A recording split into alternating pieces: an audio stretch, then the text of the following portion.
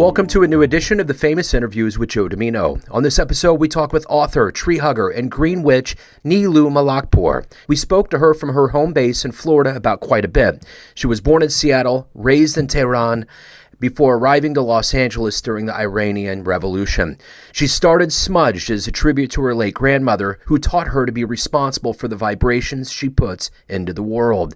Neelou's first book, The Art of Sacred Smoke, was released in March of 2022. Along with their products, SMUDGED is carried in hundreds of small and large retailers in both the U.S. and abroad, including Nordstrom, Whole Foods, and Free People. Enjoy this interview. Hi, Neelou. It's Joe Dimino. Hi, so nice to hear your voice. Well, it's great to meet you. Thanks for taking a minute out today. Of course, I'm so excited. But it's great that we caught up, and I wanted, before we get in, to your life as an author and beyond, I want to know, how did you survive COVID? How did you make it through that time period now that we're kind of emerging?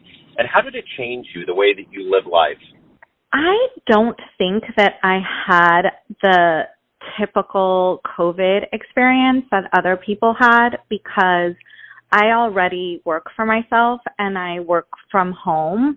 So, and there was a big part of the COVID upheaval professionally for people was no longer going into an office and having things shut down. And for me, I'm based in Florida, and Florida was the most lax state with regard to their COVID restrictions. So my parents live in California, and when I was in California at the beginning of COVID with them, and it was a very different experience there than in Florida. So personally, I have to say, I, in some ways, enjoyed COVID. While there were definitely difficulties, my grandmother passed away from COVID in Iran, and that was very difficult for me. I hadn't been able to see her for a couple of years before, and so of course I felt a lot of what was happening in the world. But personally, it was nice. It was a reset. It was a time to go more internal. My business, it actually did not suffer because most of our presence is online. So my business actually did better during COVID. So yeah, and personally, I did get COVID myself, and it was absolutely horrific and horrendous, and I would not wish it upon my worst enemy. But, I survived it, and I think that it was a deep time of learning and changing what our focus is on as a community. Agreed, yeah. So to get a better handle on what you do, you talked about your business. Let's go in front of a bunch of third graders at a career day right now, and one of the kids looks up at you and says, "What do you do for a living, and how are you qualified to do that?" How would you answer them? Okay. So I took a very my path was not linear in any way. I have a writing degree from undergrad, a creative writing degree, and then I went to law school and I practiced international law at the United Nations. And all throughout that time, for many years, I felt unhappy. I was very stressed out. I had ulcers. There were all of these different things in my life that didn't feel good. And one of the things that I loved the most was, from when I was really little, my grandmother, my mom's mom, would teach me how to do different little ceremonies, I want to call them, although she didn't call them that, with sacred smoke. So in Iran, the sacred smoke that is like the sage here that we use is wild rue. And she would teach me how to use wild rue to cleanse and protect my space, to make myself feel better. And so my grandmother was just this instrumental matriarch in my life, and she always taught me these little acts of mindfulness that helped me return to myself and feel good, because I was a very sensitive child. And that was such a big part of my life that one day, while I was still working a normal job, I started creating things that have helped me in my life for other people. So different sprays, different sacred herbs, different things, and I started packaging them. And it was supposed to be just for fun, and it turned into a business. And now those products are carried both online and in Nordstrom's and Whole Foods and Free People and mom and pop shops. And then that led me to writing my book, The Art of Sacred Smoke, which is about all of those things and so much more that I've learned in the 20 years that I've been on this journey. That's a wonderful, well-rounded answer. And I'm curious, with what you do, I mean, it seems evident you're very happy with this, but what is it that you like the most about what you do day to day? You know, we all have this vision of what we're going to do and how we're going to get our jobs done and live our lives. But what is it that brings you the most joy? I love connecting with people. It has brought me to connect with so many people that I don't think I would have ever met if it wasn't for my business. And I hold these donation-based breathwork circles every couple of weeks, and it's a place where people come and they breathe, and it's almost like a type of therapy. Breathwork is something that can mean so many different things. It's one thing in yoga. It can mean so many things, but I do these breathwork circles, and I think that is definitely my favorite part of it, is seeing people transform from feeling stressed out to being able to calm their nervous systems, from feeling fuzzy or not really knowing, not having answers to certain things in their life that have been bothering them, and then finding clarity.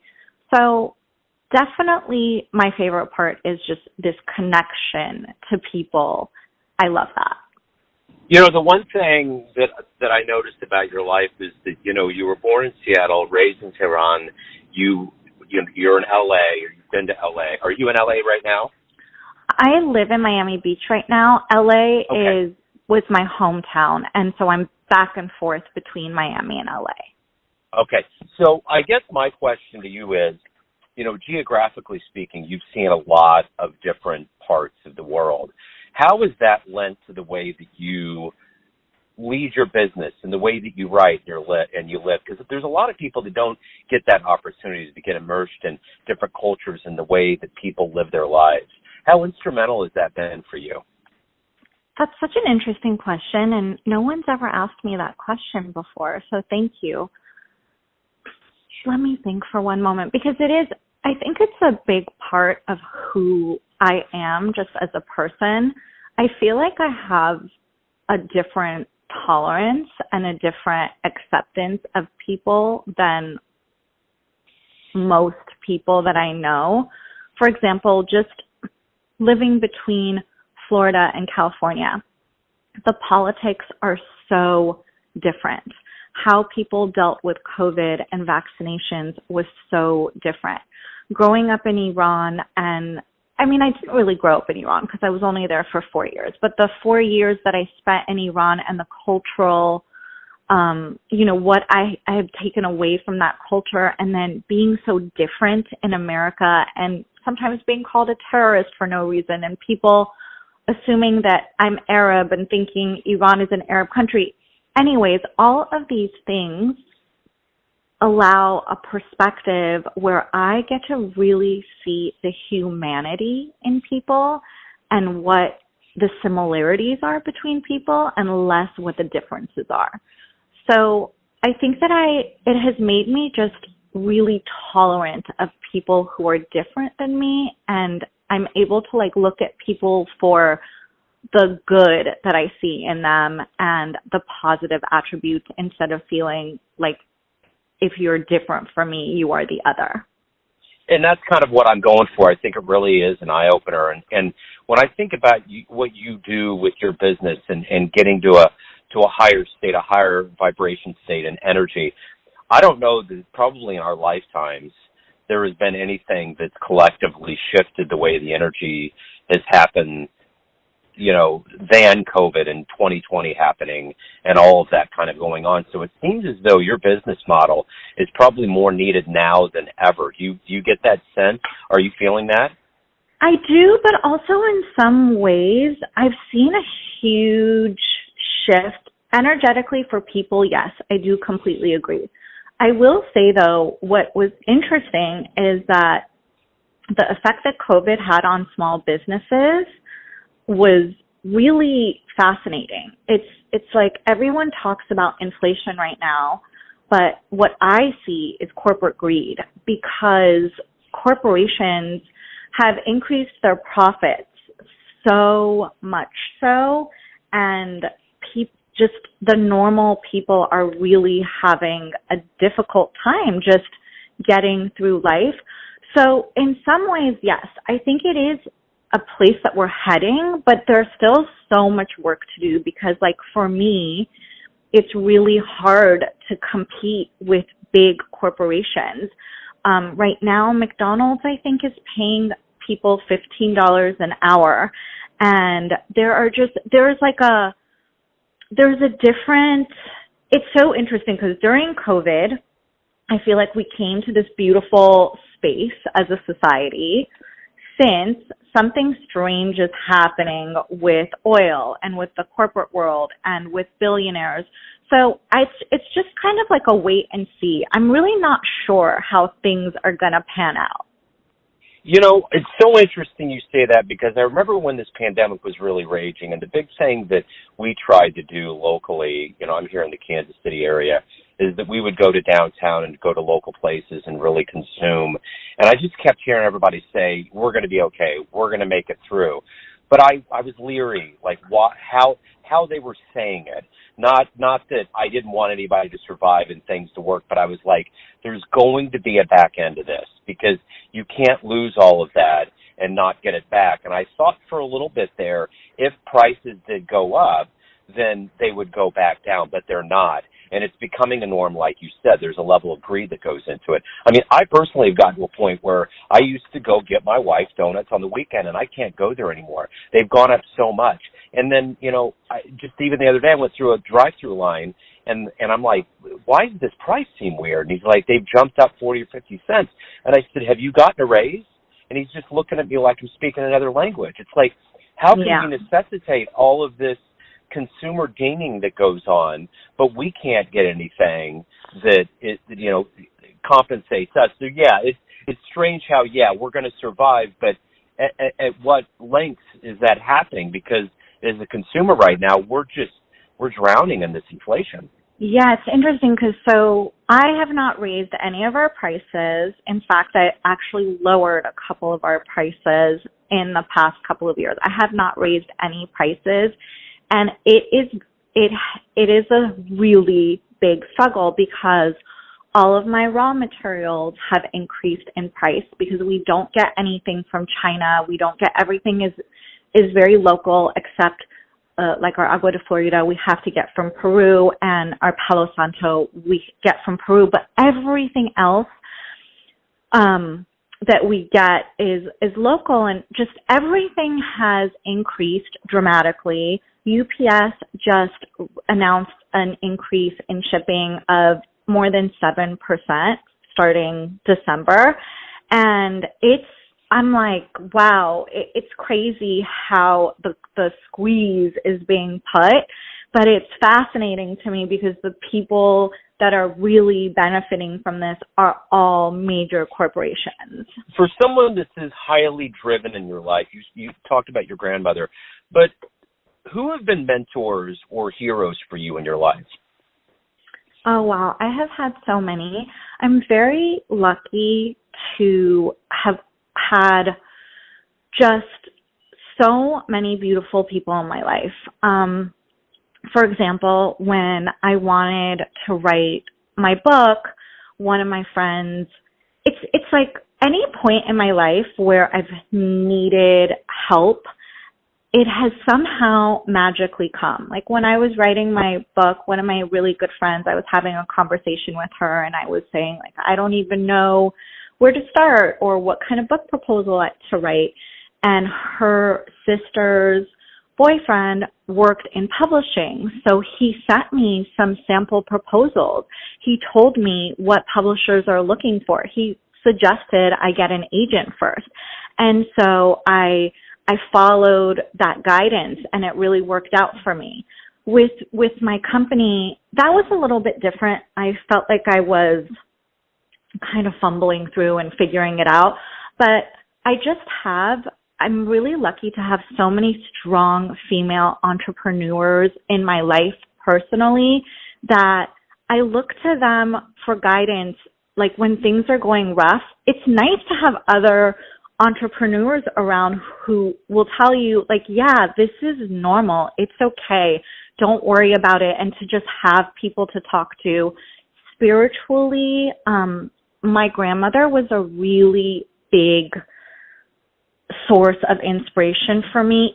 And she passed away. My mother's mother, who is the person I was originally telling you about, she's passed away a long time ago.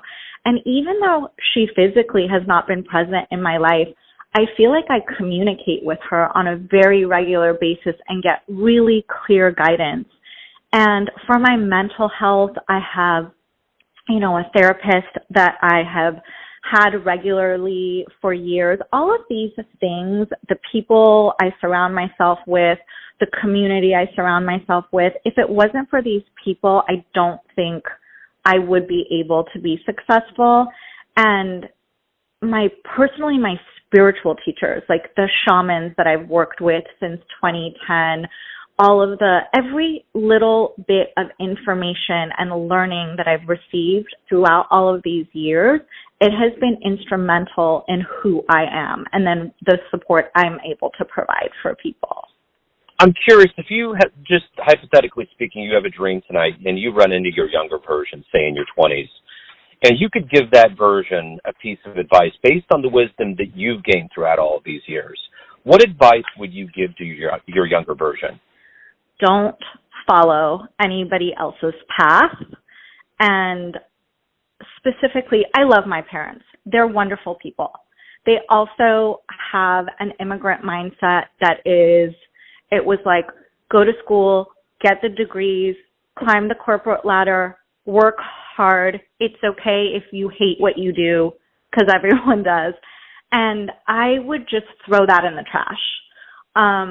Because that wasn't true for me. And when I tried to really mold myself into that thing that everyone else was doing, it was really hard and it didn't work for me. And in some ways, I feel like I could have gotten to where I am now much earlier in life, but also no regrets, because I am the sum of my experiences and I am who I am today because of all of that.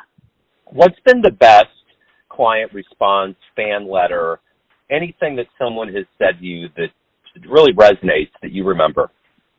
Oh, there's so many messages that really warm my heart. I received an email from someone who was a part of a mantra process that I did a couple of years ago. And they were talking about how when they started the mantra process, they really had no expectations and they were in a really dark part of their lives. They just felt lost and everything was kind of meh. Their relationship was failing. They had been laid off from work. They didn't know what they were doing. It was just like a very depressed, checked out version of themselves. And how the mantra process and the connection of the group in the mantra process and all of the meditations and everything together, how that was just so supportive that it put them into an alignment where so many things changed in their life. And so a year and a half later, they're married to someone new. They have a job that they're really thriving in. And it was just that sharing the experience with me was was so beautiful because at the end of the day, I'm still running a business. There's still like a whole bunch of things that drive me crazy on a day-to-day basis, on an operational level. And so sometimes I'm so in it, I don't get clarity on how the work helps people. And when I get letters like that, I'm like reminded of why I do what I do.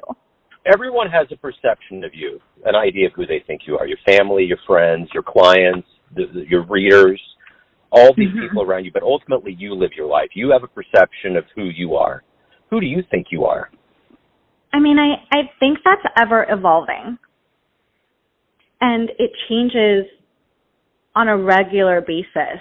I personally just feel like I'm a flawed human being, just like the rest of us, trying to find peace and happiness in my life and spread that to others in the process. Yeah, that's it. So if anyone wants to pick up your book, learn more about your services, anything related to your world, where's the best place for them to go?